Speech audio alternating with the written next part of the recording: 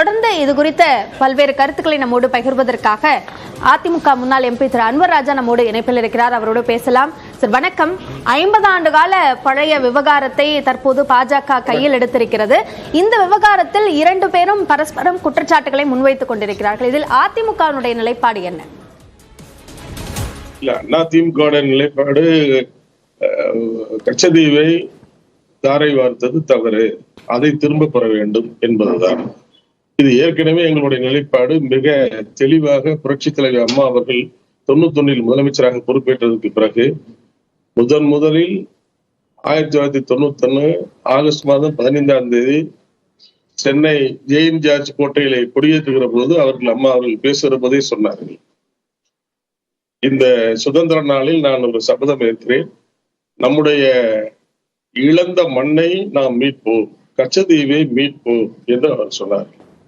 அதோடு மட்டுமல்ல, 4/10/1991 சட்டமன்றத்தில் ஒரு தீர்மானம் நிறைவேற்றி அந்த தீர்மானத்தையும் மத்திய அரசாங்கத்திற்கு அனுப்பி வைத்தார்.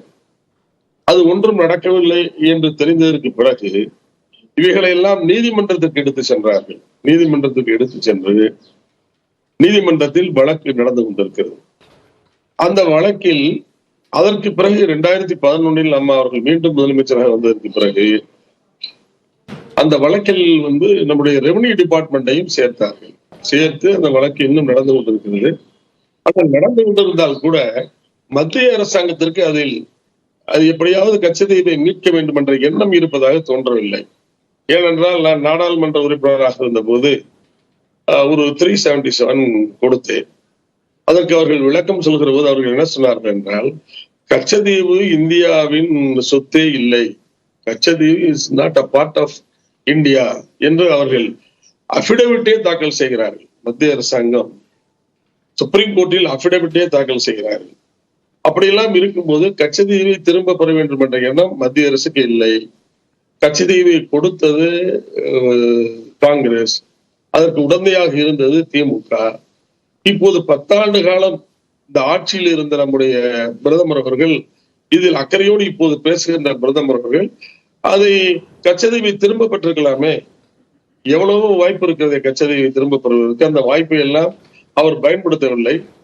அவர் நிச்சயமாக பேச்சுவார்த்தை நடத்தி அதை திரும்ப பெற்றிருக்க முடியும். அதற்கான முன்னுதாரணங்கள் எல்லாம் இருக்கின்றன. நாம் அதாவது அந்த பெர்பாரி வழக்கிலே தீர்ப்பு வந்த போது கச்சதீவை நாம் கொடுத்தோம். அதே போல மேற்குவங்காளத்தில் பெருவாரியை கொடுக்க வேண்டும் என்று ஒரு நம்ம அன்றைய பிரதமர் சொன்ன போது அன்றைய முதலமைச்சர் அதை எதிர்த்தார். அவர் நீதிமன்றத்திற்கு போனார். நீதிமன்றத்தினுடைய அரசியல் சாசனத்தில் 7 நீதிபதிகள் கொண்ட உச்ச நீதிமன்றம் அதற்கு ஒரு தீர்ப்பு வழங்கியது. அந்த தீர்ப்பில் அவர்கள் என்ன சொல்கிறார்கள் என்றால், இந்தியாவின் பரப்பளவை மாற்ற முடியாது, அதாவது மாநிலங்களின் எல்லைகளை மாற்றும் அதிகாரம் உண்டே, அரசுக்கு அதிகாரம் உண்டே தவிர இந்தியாவின் பரப்பளவை குறைப்பதற்கு எந்த அதிகாரமும் அரசுக்கு இல்லை என்று தீர்ப்பு வந்தது. அப்படி வருகிற போது கச்சதீவை கொடுத்தது தவறு என்றுதான் ஆகிறது. கச்சதீவு வெறும் அரசு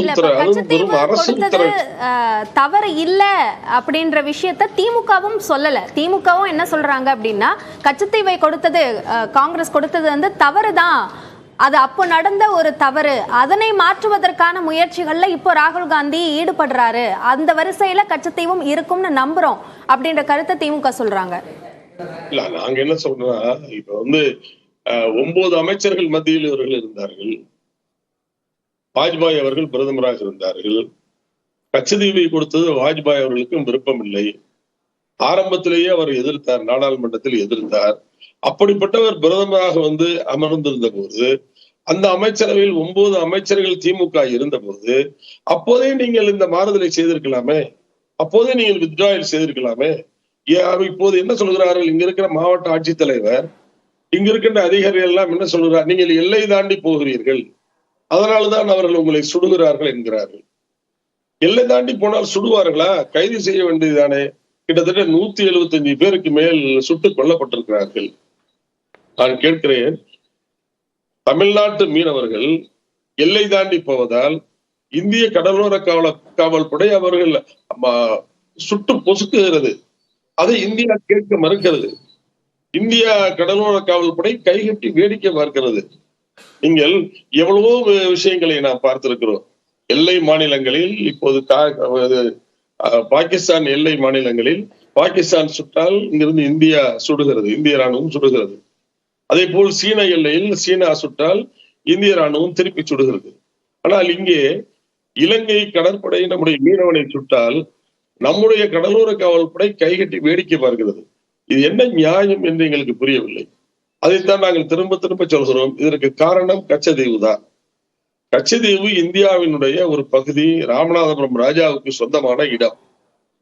ராமநாதபுரம் ராஜாவுக்கு சொந்தமான இந்த இடம் ஜமீன்தாரி முறை ஒழிப்புக்கு பிறகு அரசுக்கு சொந்தமாகி விடுகிறது. அரசுக்கு சொந்தமாகி விட்ட அந்த இடத்தை நீங்கள் ஏன் கொடுக்க வேண்டும்? அதில் நம்முடைய டிஃபென்ஸ் காரிடார் அமைக்கலாம். எவ்வளவோ பிரச்சனைகள் இருக்கின்றன. இதுல அதான் கச்சதீவு. திமுக காங்கிரஸ் இந்த கூட்டணிக்குள்ளாக இருக்கக்கூடிய இருவருக்கிடையுமே முரணான கருத்து இருக்கு அப்படின்னு நினைக்கிறீங்களா? ஆமா, காங்கிரஸ் இதை கொடுத்தது. திமுக அதை கொடுக்கும் போது தடுக்கவில்லை. திமுக அன்றைக்கு கலைஞர் என்ன சொன்னார் தெரியுமா? திமுக அரசு ஒப்புக்கொண்டது, ஆனால் திமுக கட்சி ஒப்புக்கொள்ளவில்லை என்று சொன்னார். கட்சி எதிர்க்கிறது, ஆனால் அரசு நாங்கள் அதை ஒப்புக்கொண்டோம் என்று கலைஞர் அந்த சமயத்திலேயே அனைத்து கட்சி கூட்டம் நடத்தப்பட்டது. இது போன்ற ஒரு விவகாரம், அந்த ஒப்பந்தம் கையெழுத்தாக போகிறது என்று தெரிந்த உடனேயே டெல்லிக்கு சென்று இதற்கான எதிர்கருத்தை முன்னாள் முதலமைச்சர் கருணாநிதி முன்வைத்தார் போன்ற கருத்துக்களை திமுக தரப்புல சொல்றாங்க. அது ஏன் அதை தடுக்காமல் அதை கொடுத்து விட்டு அதற்கு பிறகு கருத்தை முன்வைப்பதிலே என்ன பலன் இருக்கிறது? 50 ஆண்டுகள் உருண்டோடி விட்டது இப்போது. அதனால் என்ன பலன் இருக்கிறது? இது நாட்டை ஏமாற்றுகிற வேலை. நான் சொல்லுகிற ஒரே சார்ஜ், என்னுடைய சார்ஜ் என்னவென்றால், கச்சதீவை கொடுத்தது காங்கிரஸ், அதற்கு உடந்தையாக இருந்தது திமுக. இப்போது 10 ஆண்டுகளாகியும் அந்த கச்சதீவை திரும்ப பெற எந்த முயற்சியும் எடுக்காமல் அரசியல் லாபத்திற்காக தேர்தல் நேரத்தில் இந்த பிரச்சனையை கிளப்புகிறது பிஜேபி. ஆக குற்றவாளிகள் 3 பேரும் தான். இதுல குற்றவாளிகள் பிஜேபியும் குற்றவாளி, காங்கிரசும் குற்றவாளி, திமுகவும் குற்றவாளி. அண்ணா திமுக ஒன்றுதான் இதில் ஆரம்பத்திலிருந்து ஒரே ஸ்டாண்ட்.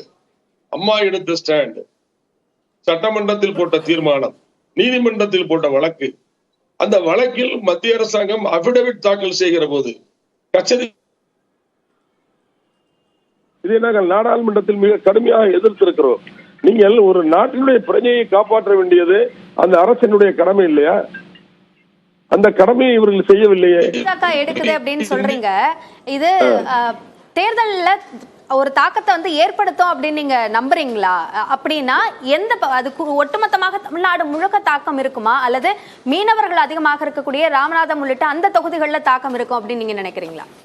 இல்ல, கச்சதீவுங்கிறது இந்தியாவினுடைய ஒரு மணல் ஒரு பகுதி. அந்த பகுதியை இவர்கள் கொடுத்து விட்டார்கள் என்றால் அந்த தாக்கம் மீனவர்கள் நேரடியாக பாதிக்கப்படுகிறார்கள். அதனால் தாக்கம் இருக்கும். ஆனால் எல்லா இடங்களிலும் இந்த தாக்கம் தமிழ்நாடு முழுவதும் இருக்கத்தான் செய்யும். அதில் எந்த மாற்றமும் இல்லை. அந்த தாக்கம் யாருக்கு சாதகமாக இருக்கும், யாருக்கு பாதகமாக இருக்கும்?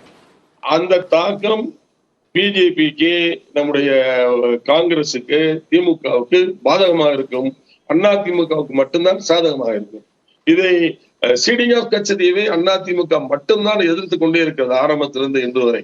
மற்றவர்கள் எதிர்ப்பதெல்லாம் அரசியலுக்காக எதிர்க்கிறார்களே தவிர வேறு எந்த காரணமும் இல்லை. நீங்கள் ஒப்பந்தம் போட்டு விட்டோம் என்கிறார்கள். நான் கேட்கிறேன், 1987ஆம் ஆண்டு ராஜீவ் காந்தி ஜெயவர்தனா ஒப்பந்தம் போட்டாரு. அந்த ஒப்பந்தம் என்ன ஆயிற்று? அந்த ஒப்பந்தப்படி இலங்கை நடக்கிறதா? அந்த ஒப்பந்தப்படி நடந்தால் அரசியல் சாசனத்தினுடைய 13வது சட்ட திருத்தத்தை அவர் அமல் நடத்தியிருக்க வேண்டுமா இல்லையா? இலங்கை அமல் நடத்தவில்லையே. அதை பற்றி யாரும் கேட்கவில்லையே. அதற்கு முன்னால் போடப்பட்ட அந்த கச்சதீவு ஒப்பந்தத்தை மட்டும் தூக்கி கையில் பிடித்துக் கொண்டு வருகிறார்களே, இது என்ன பொருள்? அதே போல இந்தியா பாகிஸ்தானுக்கு இடையே போட்ட ஒப்பந்தம், பூட்டோவுக்கும் இந்திரா காந்திக்கு இருந்த ஒப்பந்தம், அது என்ன ஆயிற்று? அந்த ஒப்பந்தம் எல்லாம் இங்கே போனது. அதே போல நேருவும் நம்முடைய நேருவோடு போட்டுக்கொண்ட சீன ஒப்பந்தம், அந்த சீன ஒப்பந்தம் என்னானது?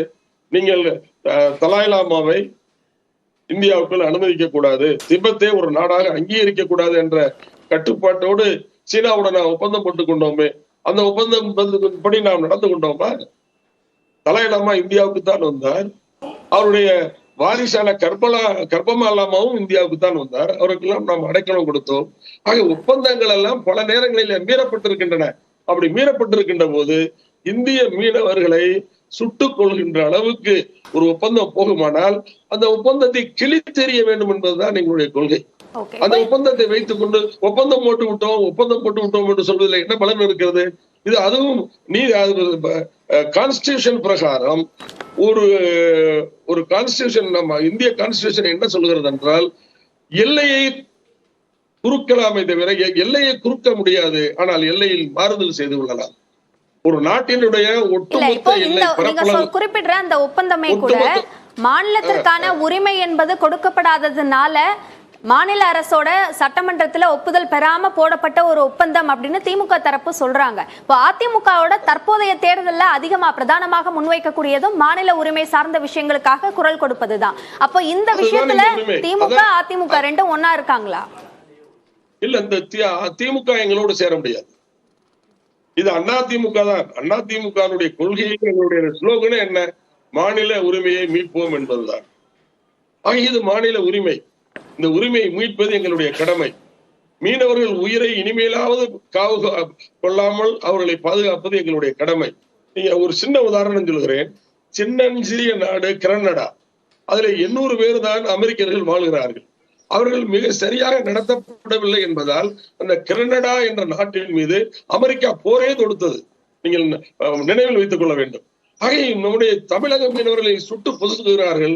அப்படி பொசுக்குகின்ற அந்த இலங்கையை கேட்கவோ எதிர்வினையாற்றவோ இவர்கள் இந்திய அரசாங்கம் எந்த முனைப்பும் காட்டவில்லை.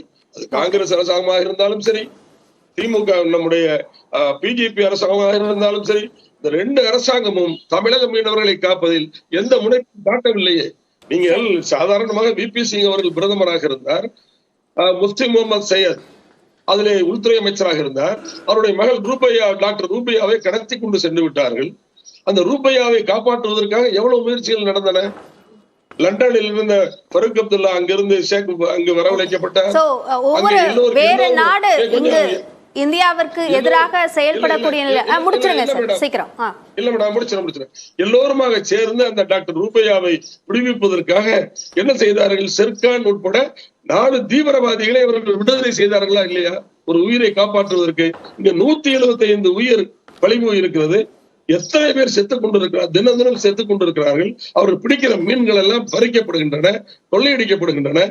இலங்கை நம்முடைய கடற்படை செய்கிற அக்கிரமத்துக்கு எல்லையே இல்லை. இதை நீங்கள் பார்க்க மாட்டீர்களா? இந்த பக்கம் இலங்கைக்கும் இந்தியாவுக்கும் இது ஒரு எல்லை பகுதி இல்லையா? வடநாட்டில இருக்கின்ற பகுதி தான் எல்லை பகுதியா? இதுவும் எல்லை பகுதியாக கருதி இங்கு நிற்கின்ற கடலோர காவல் படைக்கு முழு அதிகாரம் வழங்கி மீனவர்களை பாதுகாக்க வேண்டும். பாதுகாக்க தவறியது பிஜேபி, ஏற்கனவே பாதுகாப்பு தவறியது காங்கிரஸ். ஏற்கனவே பிஜேபியோடும் காங்கிரஸோடும் கூட்டணியில் இருந்து ஜால்ரா போட்டது திமுக. ஒட்டுமொத்த இந்த 3 கட்சிகளையும் எதிர்த்து உரிமைக்கு குரல் கொடுத்து போராடுவதற்கு தயாராக இருப்பது அதிமுக என்பதை தெரிவித்துக் கொள்கிறேன். இணைப்பில் எங்களுடைய பல்வேறு கேள்விகளுக்கு பதிலளித்தமைக்கு நன்றி திரு அன்வர் ராஜா. வணக்கம்.